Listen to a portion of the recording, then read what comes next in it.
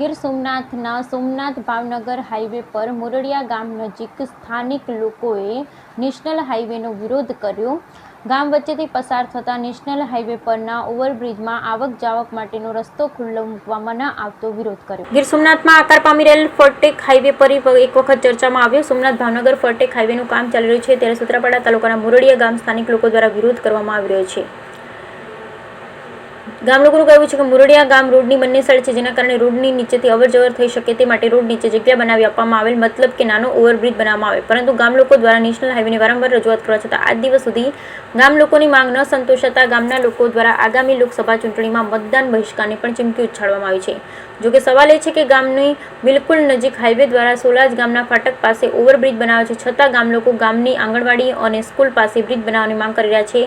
આપણે જણાવી દઈએ કે મોરડિયા ગામથી આશરે 200 મીટર દૂર અન્ય ઓવરબ્રિજ છે। હવે જોવું એ રહ્યું કે હાઈવે ગામ લોકોની માંગ સંતોષે કે કેમ। Bureau report Mitesh Parmar, Gir Somnath. વિનંતી છે કે અમે મોરડિયા ગામ બે ભાગમાં વહેંચાઈ ગયેલું છે। એક બાજુ આકોરે આંગણવાડી છે, ઓલી બાજુ આંગણવાડી છે, ગ્રામ પંચાયત ઓલી બાજુ છે, આકોરે મંદિરો આ બાજુ છે, ને આવવા જવા માટે ખાલી પુલની જ માગણી કરેલી છે, કેટલી ખાલી માણસો માટે, અને માણસોને આવક જાવકનું ખાલી પુલ મૂકવા માટેની રજૂઆત અગાઉથી કરેલી છે, પણ ધ્યાને લેતા નથી। અને અમે રજૂઆત કરી, લેખિતમાં આપ્યું છે, મૌખિકે આપ્યું છે, અને ધારાસભ્યથી લઈ સંસદ સભ્ય સુધી, મુખ્યમંત્રી સુધી, વડાપ્રધાન સુધી આ વાત પહોંચેલી છે, પણ છતાં કોઈ ધ્યાન નથી દેતું। એટલે વારંવાર આવું કરવું એ પણ અમને એક શરમજનક છે। અને આ વખતે મતદાન અમે બહિષ્કાર કરવાનું બધાએ નક્કી કરેલું છે કે હવે આ ન મૂકે પુલ આવવા જવા માટે, તો મતદાન અમારા ગામ બધાએ પ્રતિબંધ મૂકવાનું છે કે મતદાન નહીં કરીએ। કારણ કે આ રજૂઆત ન સાંભળે તો પછી કરવાનું શું? એક ખાલી બાળકો માટેની એક વાત છે, ખાલી ગેલેરી જ મૂકવાની છે, એમ નથી કહેતા કે વાહન જવા માટે, માણસોને જ જવા માટે મૂકવાનું। સુત્રાપાડા તાલુકાના મોરડિયા ગામ છે, અને અમારે આ કેટલા સમયથી માગણી છે પીઓપી બનાવવા માટે। આ બંને ગામમાં આ ગામ બંને બાજુ વેસાઈ ગયેલ છે। એક બાજુ સ્કૂલ છે, બંને બાજુ આંગણવાડી છે, અને મહિલાઓને આવક જાવક માટે પણ બહુ તકલીફ પડે છે। અમે કાલે કામય બંધ કરાવ્યું છે, કલેક્ટરને પણ લેખિતમાં આપેલ છે, પીએસઆઈ સાહેબને પણ આપેલ છે, મામલતદાર સાહેબને આપેલ છે। કેટલા સમયથી અમે ધારાસભ્યને રજૂઆત કરી, સંસદ સભ્યની રજૂઆત કરી, પણ અત્યારે આ કાલે અમે કામ આ હાઈવેનું બંધ કરાવ્યું છે, કોઈ પણ અમારું ધ્યાને દોરતા નથી।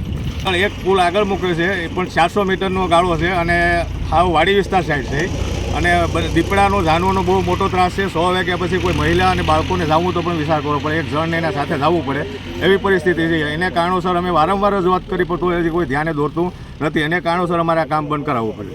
આગળના દિવસોમાં માંગ નહીં સંતોષાય તો અમે ઇલેક્શનનો બહિષ્કાર કરશું, અને જરૂર પડે તો ગાંધી સિંધિયા માર્ગ ઉપર આંદોલન પણ કરશું।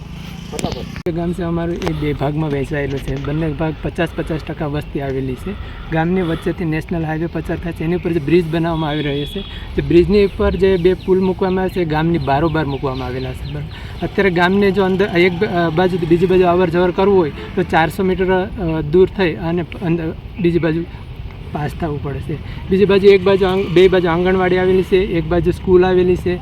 નાના બાળકોને સ્કૂલે આવવું હોય તો એને 400 મીટર ફરીને આવવું પડે છે, તો અકસ્માતનો પણ ભય રહેલો છે। અને રાત્રિના સમયે મહિલાઓને જો એક ગામમાંથી બીજી બાજુ પસાર થવું હોય તો એને જણને સાથે લઈને આવવું પડે એમ છે, કેમ કે જે પુલ મૂકેલા છે એ ગામની બારોબાર મૂકવામાં આવેલા છે, અને ત્યાં દીપડાઓનો જંગલી જાનવરનો ત્રાસ રહેલો છે। 4 મહિનાથી અમે લોકો આ પ્રોસિજર કરીએ છીએ, બરાબર, પણ ખાલા આશ્વાસન આપે છે અને કોઈ ધ્યાન દોરતું નથી। બાજુ વસ્તી છે, એક બાજુ નવા પર છે અને એક બાજુ જૂનો પ્રોગ્રામ છે, બરાબર, અને વચ્ચેથી નેશનલ હાઈવે પસાર થાય છે। પણ અમે રજૂઆત કરેલી છે, જે ભાવનગર પીડીસીની પણ અમે લેખિતમાં આપેલું છે, કલેક્ટરને આપેલું છે, મામલતદારને આપેલું છે, પીએસઆઈને આપેલું છે, નીતિન ગડકરી સુધી અમે વાત પહોંચાડેલી છે।